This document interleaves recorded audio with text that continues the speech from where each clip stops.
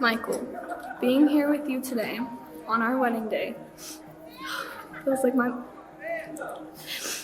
like my biggest wish come true. From the beginning, even after just spending mere months with you, I knew that I wanted you for life.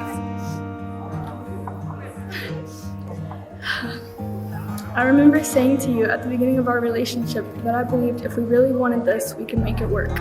And we have. Through 4 years of distance and a whole list of changes in our lives, we never gave up on each other.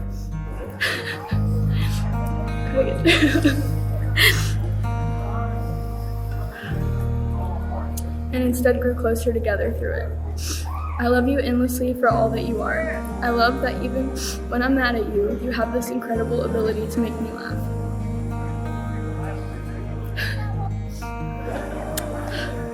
I love the way that you fit in with my family, how you love them the way that I do. I love the way that you love unconditionally. You have the biggest heart, even though you try to hide it sometimes behind a tough exterior. But I see through it, and I feel your love in some way every single day. Okay. It is a love that is steadfast and unwavering. I have always dreamed of a love like ours, one where you know the other person like the back of your hand. Like how I know that you've fallen asleep just by the way you're breathing. Or how I know the words.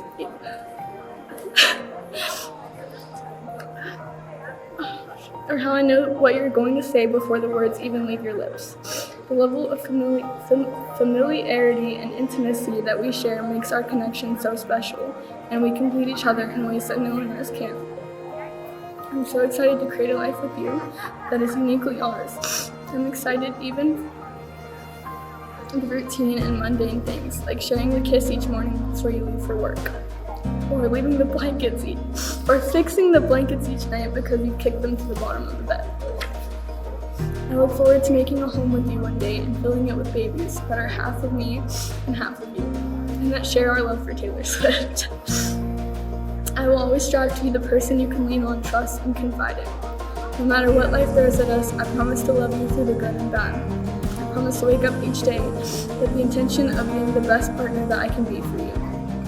I promise to embrace change and growth, both in myself and our relationship, so that we can continue to evolve together. I cannot wait for what the future holds. I love you so much. I'm so lucky to love you and be loved by you. Love is not just a feeling, it's a constant effort, and I am committed to making that effort and choosing you every single day for the rest of my life. You're my best friend, and I love you so much. Give me a hug.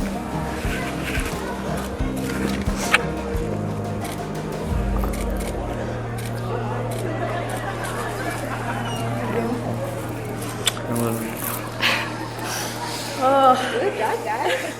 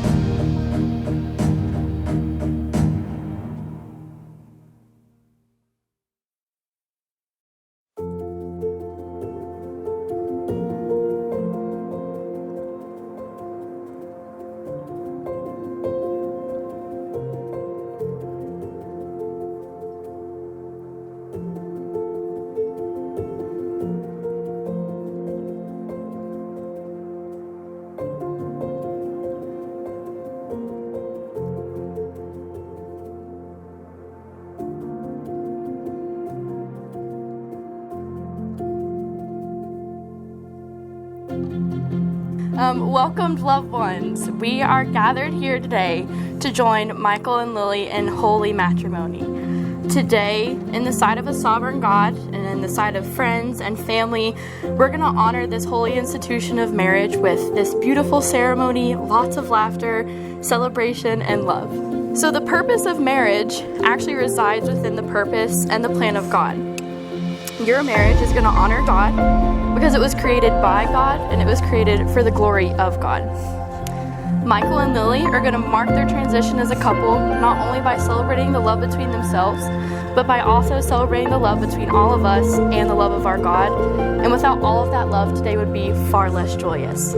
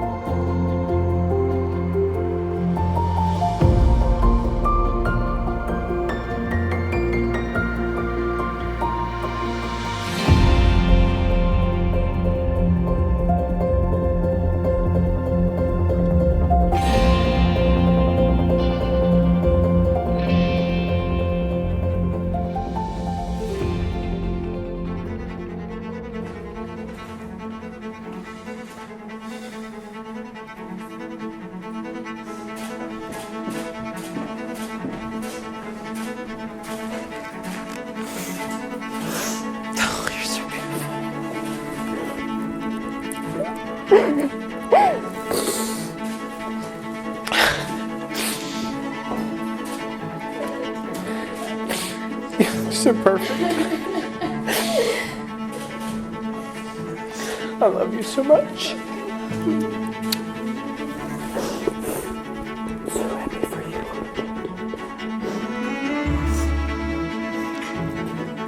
So, as Michael and Lily stand before us, their hands are actually joined together for the last time as an engaged couple. So I want us all to think about the importance of this exact moment, and I have a few words that can hopefully encapsulate that. These are the hands of your best friend, young and strong and full of love for you, that are holding yours on your wedding day as you promise to love each other today, tomorrow, and forever. These are the hands that will work alongside yours as you will build your future. The hands that will passionately love you and cherish you throughout the years, and with the slightest touch will comfort you like no other. These are the hands that will hold you when fear or grief fills your mind. These are the hands that will countless times wipe the tears from your eyes, tears of sorrow and tears of joy. These are the hands that will tenderly hold your children. These are the hands that will help you hold your family as one.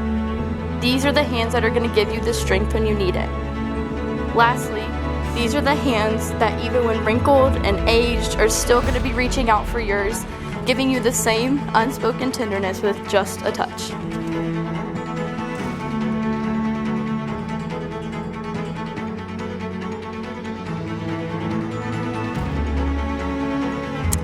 There are not enough words to describe the significance and meaningfulness of the relationship between a child and their parent. As such, who is the one that supports the marriage of this woman to this man, and in return gives their blessing unto the marriage? Her mother and I do.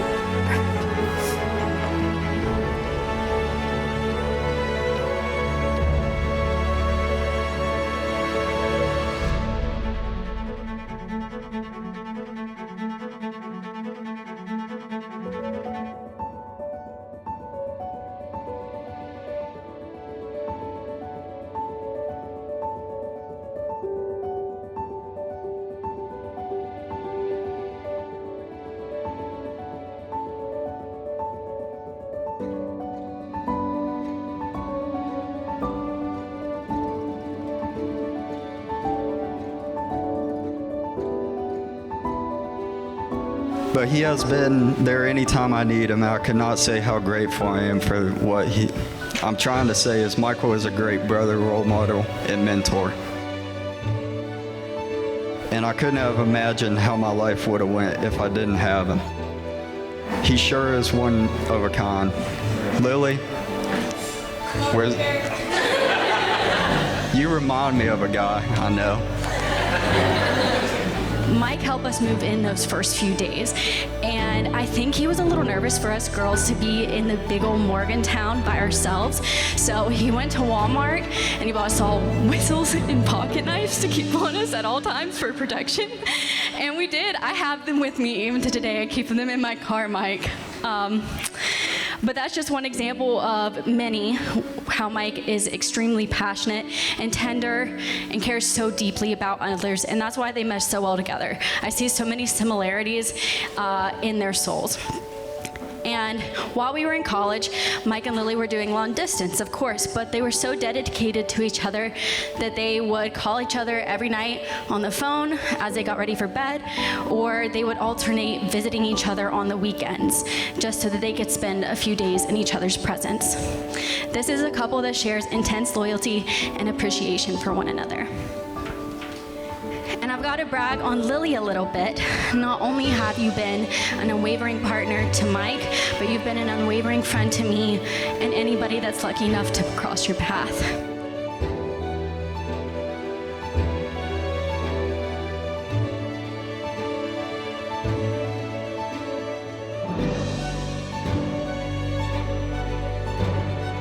When you love someone, you're not going to love them the same way all of the time. It's impossible, but it's what we all expect. And funny enough, I'm not married. I also have never really been in that serious of a relationship before, but nonetheless, I stand up here being the one to give Michael and Lily marriage advice. So what I can say to you guys is that when you love someone, you don't love them the same way all of the time. Although it's impossible, it is what we all expect. We forget the ebbs and the flow of life and of love and relationships, and instead, we insist on permanence, duration, and we want it to continue forever and forever the same way. But I really had to think of some wise words that I could share with you guys as somebody who's never been married. And what I can share with you guys is that in life, the only stability in change, in growth, and in freedom are the two greatest gifts, and that's of love and that's of time. Love cannot be bought, and time cannot be guaranteed. Therefore, what you guys promised today with each other and in front of all of us must be renewed and reaffirmed tomorrow, and all the tomorrows to come. Funny enough, no one but you can declare yourselves married. You have begun it today, here, and speaking your vows before your family and friends, and you're going to do it again in the days and years to come as you stand by each other. You're going to share the highs and lows of life, and I want you to go forth and live each day to the fullest. You've given these vows before each other, you've given them before us, and you've given them before a holy and righteous God, and these vows are never to be broken. That's because Matthew 19:6 reads, "So they are no longer two, but one. Therefore, what God has joined together, let man not separate." And now, by the authority invested in me as a minister of the gospel of Jesus Christ, I now pronounce you husband and wife, and Michael, you can kiss the bride.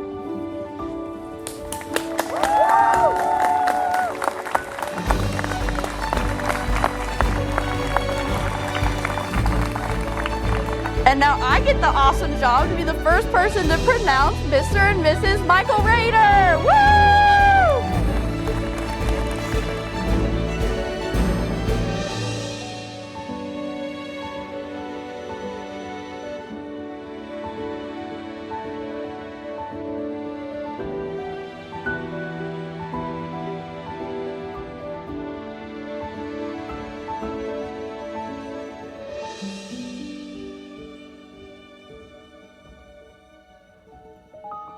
So for all of those that are in here with young daughters, cherish it, pause, and appreciate those special things.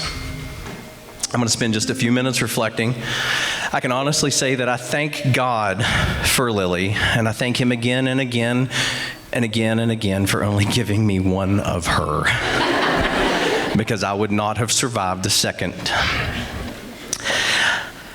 I always said from the very first moment that my intent was raising a daughter that would grow up strong and independent. I would say that success and failure in this intent is a mixed bag. But hang on. Where I've failed in a wonderful and fulfilling way that I couldn't have seen so many years ago.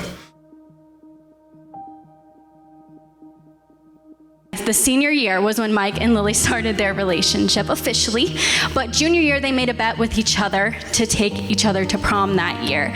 And both of them being as genuine and then I also think pretty stubborn, neither of them would back out, and they ended up taking each other to prom that year, kind of stayed in contact all over the summer, and then flourished into a beautiful relationship that has led them to this wedding today, our senior year of high school. So these traits that I saw from them keeping that bet just junior year are traits that I see both of them carry in their relationship today, being genuinely and passionately in love with each other. Michael and Lily, I'm so honored to have been alongside each of you and watch your relationship grow into the start of a beautiful marriage. And to end it off on a good note, I need you guys to help me do one thing. So, Lily, I need you to place your hand on the table for me. Place it flat there. Perfect. Mike, I now need you to place your hand flat on top of Lily's. Right? Okay. Lily, I now need you to look at Mike and tell him that you love him.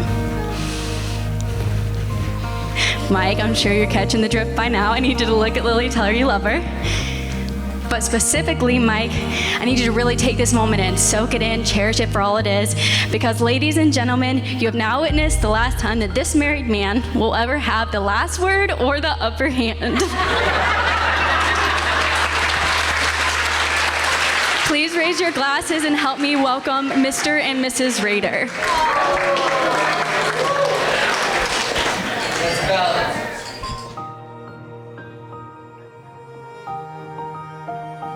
Michael, I stand here today as your father-in-law officially and could not be prouder of you and the bride that you've chosen, because she is everything that a man could want, and she happens to be the most beautiful bride that's ever walked down the aisle. Everybody agree with me about that?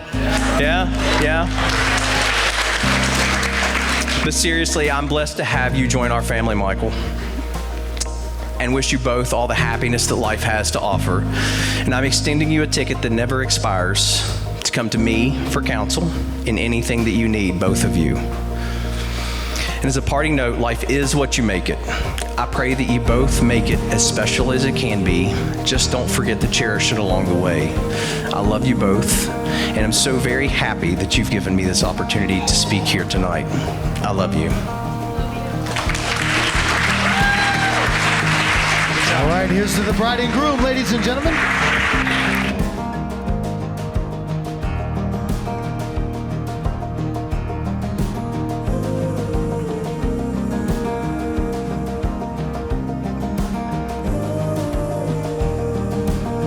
I love you guys, and I wish you both the absolute best, and I hope you two have a wonderful marriage. You deserve it, Mr. and Mrs. Rader.